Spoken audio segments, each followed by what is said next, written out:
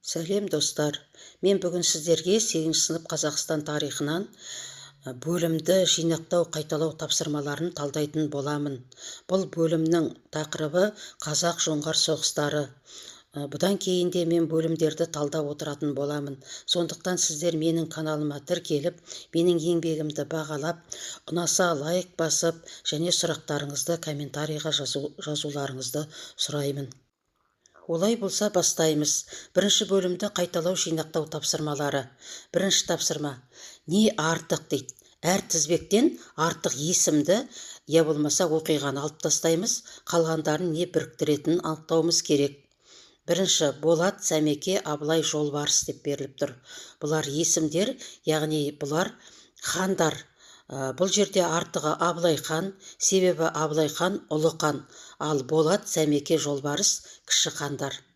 Екінші, Төле би, Әйтеке би, Майқы би, Қазбек би деп беріліп тұр екен.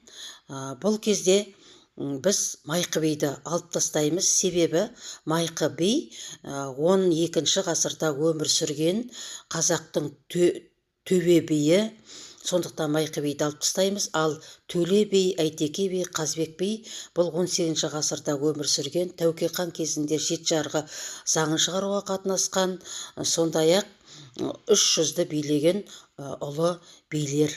Үшінші, еділ қалмақтары жоңғарлар, башқұрттар, қырғыздар деп тұр.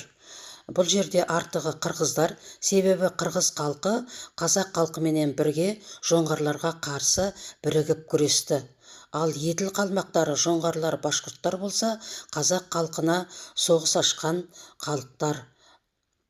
Төртінші, Ақтабан шұбырында Алқакөл сұлама, Бұланты шайқасы, Аңырақай шайқасы, Аягөз шайқасы деп беріліп тұр.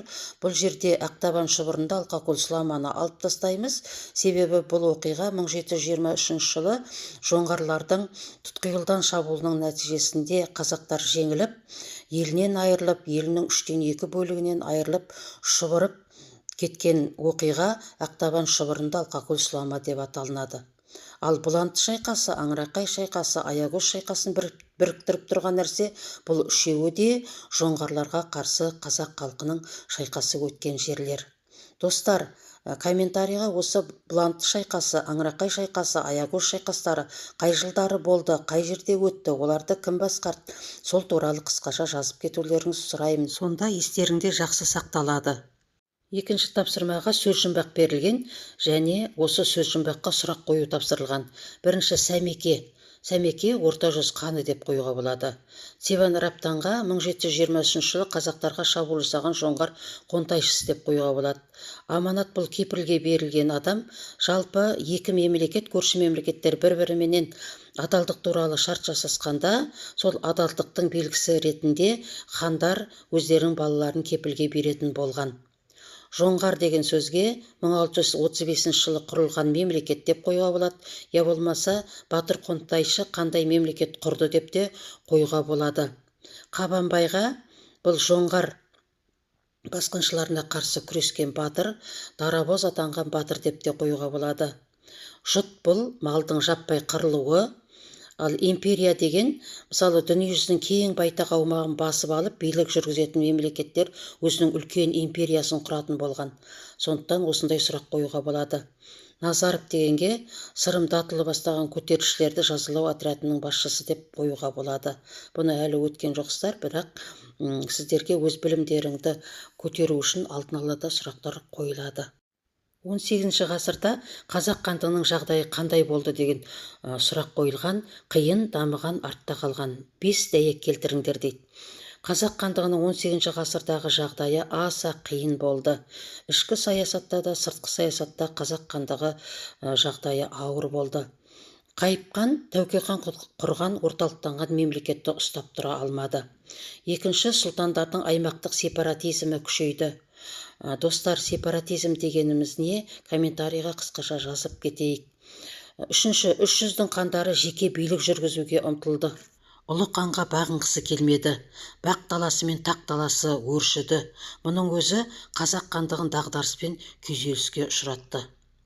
Төртінші, қазақ хандығы шекаралық аймақта жау шеңберінде қалды. Яғни башқұрттар, қалмақтар, жоңғарлар, Орал, Сібір қазақтары қауіп төндірді.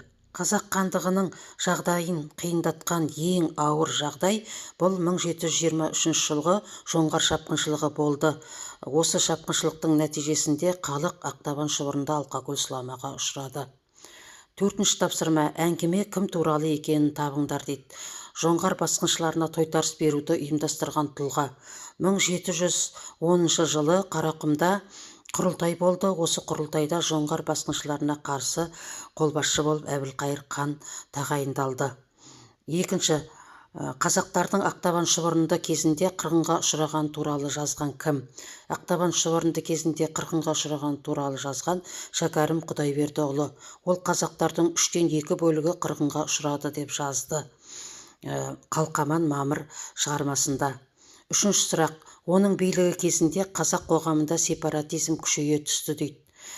Қайып ханның кезінде сепаратизм күшейді. Сепаратизм деген сұлтандардың жеке билікке ұмтылуы. Достар, Қазақ-жоңғар соғыстары бөліміне арналған қайталау жинақтау тапсырмаларын талдап болдым. Сондықтан сіздер менің каналыма тіркеліп, менің еңбегімді бағалап отыруларыңызды сұраймын. Сау болыңыздар, комментарий жазып, менің тапсырмаларымды орындап кетеді деп ойлаймын. Рахмет.